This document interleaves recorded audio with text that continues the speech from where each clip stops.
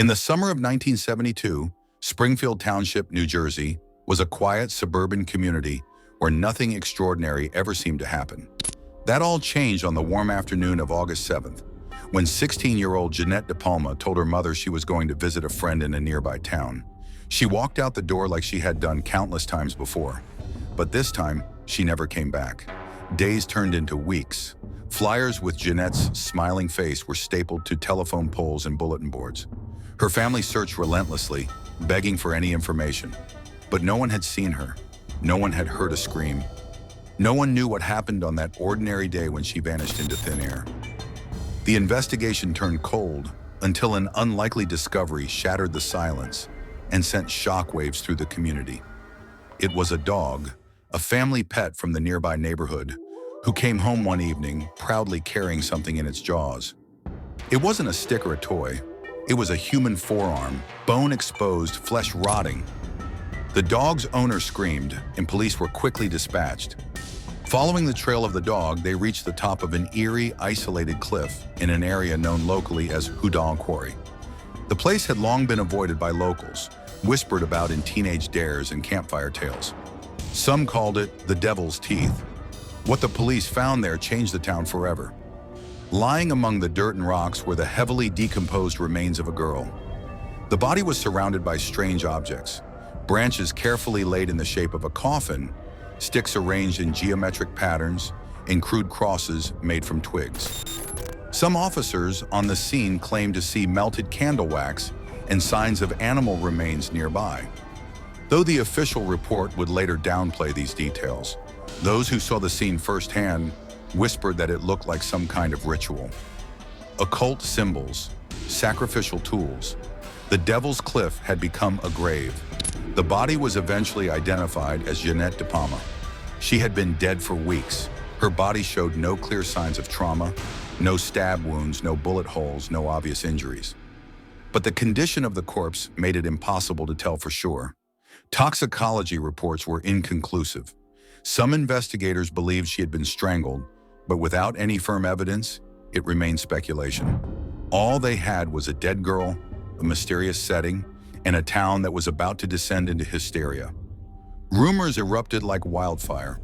People claimed witch covens operated in the woods, that Satanists were sacrificing animals, and now maybe a person. Some believed Jeannette was involved in drugs and had died in a party gone wrong, and her body was staged to throw off police. Others were convinced she was targeted specifically, perhaps for her religious beliefs. She had reportedly recently devoted herself to Christianity, which only added fuel to theories about her being the target of occult vengeance. Her peers said she had grown quieter in recent months, that she had begun talking about God more often, that she had distanced herself from some of her old friends. Soon the tabloids had their headline, "Witchcraft in Springfield." National media picked up the case. Theories ranged from the plausible to the absurd. Some claimed there were animal sacrifices being found in the area. Others told tales of robed figures seen moving through the trees at night. Police denied much of it, but privately, many officers admitted the case unnerved them. Nothing added up. There were people who came forward claiming to have seen Jeannette that day. One woman said she saw her hitchhiking along the highway. A man said he picked up a girl who resembled her, but she got out near the quarry. None of the sightings could be confirmed. Leads led nowhere. And despite the public's demand for answers, the investigation stalled. Then came the silence. The official explanation, or lack thereof, was infuriating to many. The coroner labeled the cause of death as unknown. The case was never formally declared a homicide, nor an accident. It was simply undetermined. And that was perhaps the most terrifying part.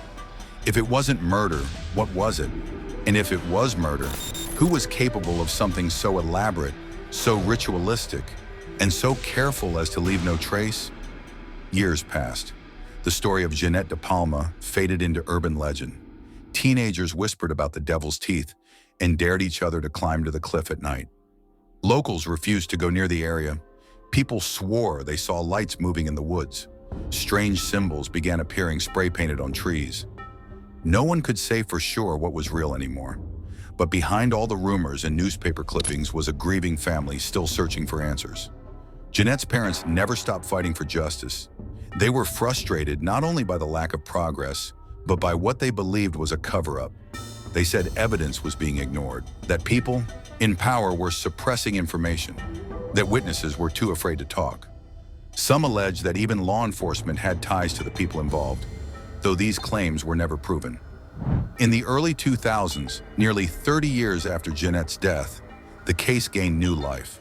Two local journalists began an independent investigation, collecting forgotten police reports, interviewing retired detectives, and digging through decades of rumor and myth. What they found painted a disturbing picture. Evidence had been lost. Witnesses had never been interviewed, and the fear of being targeted kept many people silent. Some of those who finally spoke said they had seen cult activity in the area during the 1970s, but had stayed quiet out of fear. One retired detective described the case as the strangest he had ever worked. Another said that multiple leads had been shut down by higher-ups. The journalists also uncovered multiple animal sacrifice reports that had been filed in the months before and after Jeannette's death. Sheep and dogs found dead, arranged in patterns. But none of it had ever been linked directly to Jeannette's case. Still, the connections were too eerie to ignore. Even more disturbing were the whispers of a local group, a group said to have operated in the shadows, protected by influence and money. Some believed Jeannette had stumbled upon something she wasn't supposed to see, that she had been marked, that her death was not random, but a warning. These claims, too, remained in the realm of speculation, but they added to the aura of fear surrounding the case. Today, over 50 years later, the mystery of Jeannette DePalma remains unsolved. No arrests, no closure, just silence and shadows. The cliff still looms over the Houdaille quarry, abandoned now, fenced off and forgotten by most. But those who know the story feel its presence. The town of Springfield has tried to move on, but the ghost of that summer lingers. For many, it is not just the mystery of how Jeannette died, but why? Why was her body arranged in such a specific way? Why did the case fall apart so quickly? And why does it feel like the truth is still being hidden? The legend of Jeannette DePalma has become more than a true crime case. It is a cautionary tale, a reminder that evil doesn't always wear a mask. Sometimes it hides in the mundane, behind white picket fences, in quiet neighborhoods, among familiar faces. And sometimes when the world chooses to look away, it wins.